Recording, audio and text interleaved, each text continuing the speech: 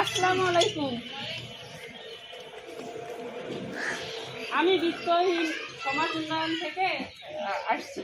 আপনার একটু সাক্ষাৎকার নিতাম। আপনি কি রাজি আছেন? জি, রাজি। আমি উম্মে কুলসুম, বিত্তহীনে সেবা কর্মী। আমি লালমনি স্টুডিয়াম পাড়া লালমনিরহাট জেলা বাংলাদেশ থেকে আপনার সাক্ষাৎকার নিচ্ছি। আপনার ফেস দেখাতে আপনি রাজি আছেন? জি, শুনতে পারলাম আপনি কনসেপ্ট করছেন। তো আপনার কততম সন্তান এবার? এটা আমার দ্বিতীয়তম বাচ্চা। দ্বিতীয়তম। আপনি জানতে পারলেন যে আপনি কনসেপ্ট করছেন। সবার প্রথমে আপনি কি করছেন? সবার প্রথমে আমি বাসায় টেস্ট করলাম, তারপরে ডাক্তারের কাছে গেলাম কনফার্ম হওয়ার জন্য। তো সেখানেও পজিটিভ আসে। প্রথমে আপনি জানার পরে কাকে জানাইছেন পরিবারে? আমি আমার শাশুড়িকে জানাইছি সবাইকে।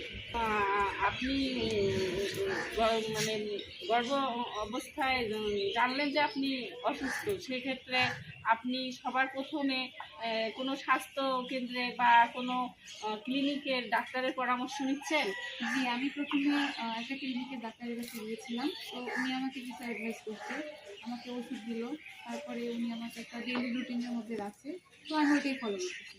আপা, আপনি যেহেতু গর্ভবতী, সেহেতু আপনার খাবারের চাপে স্বাস্থ্যকর খাবার হিসেবে আপনি কী কী খাচ্ছেন?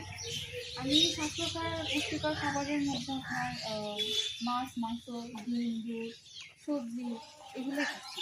আপনি ডাক্তারের পরামর্শ অনুযায়ী কোনো ফলিক অ্যাসিড, আয়রন বা ক্যালসিয়াম এগুলো খাচ্ছেন কি? জি, আমি ফলিক অ্যাসিড আর ক্যালসিয়াম দুটোই খাচ্ছি।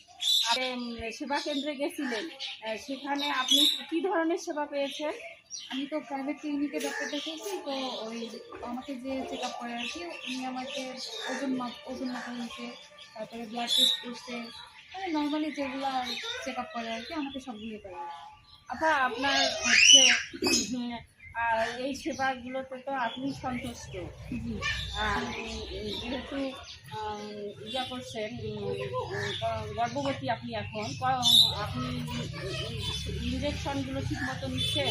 জি, আমাকে 2 মাস ইনজেকশন দিতে বলছিল, আমি সবগুলোই ভালোভাবে নিলাম। এখন আপাতত আমার আর কোনো সমস্যা নেই। আপনার গর্ভকালীন অবস্থায় আপনার কী ধরনের সমস্যা আপনার শরীরে কষ্টকর, সেটা একটু আমাদেরকে বলতেন। আমার প্রথম দিকে ওই যে একটু বুক ধড়ফড় ছিল, ঘুম হতো না।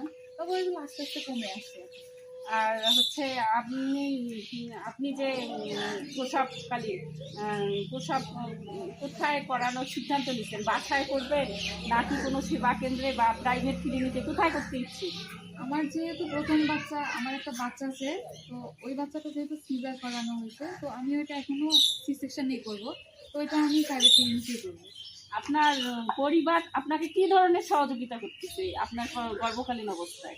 গর্ভকালীন অবস্থায় আমার শাশুড়ি আমার রান্নাবান্নার কাজে সাহায্য করে, আমাকে কোনো ভারী কাজ করতে দেয় না। আমার আরেকটা বাচ্চা আছে, আমার বাচ্চাকে দেখাশোনা করে। এভাবেই ওনারা আমার পাশে আছে।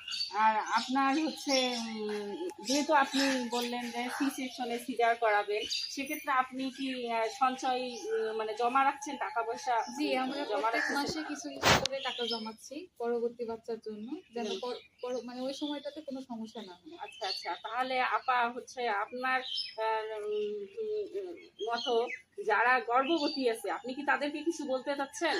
আমি তাদের উদ্দেশ্যে এটাই বলবো, তারা যেন ডাক্তারের একটা রেগুলার রুটিনের মধ্যে থাকে, পুষ্টিকর খাবার খায়, পরিবারের সবাই তাকে যেন সাহায্য করে, তারা যেন ভালোভাবে থাকে।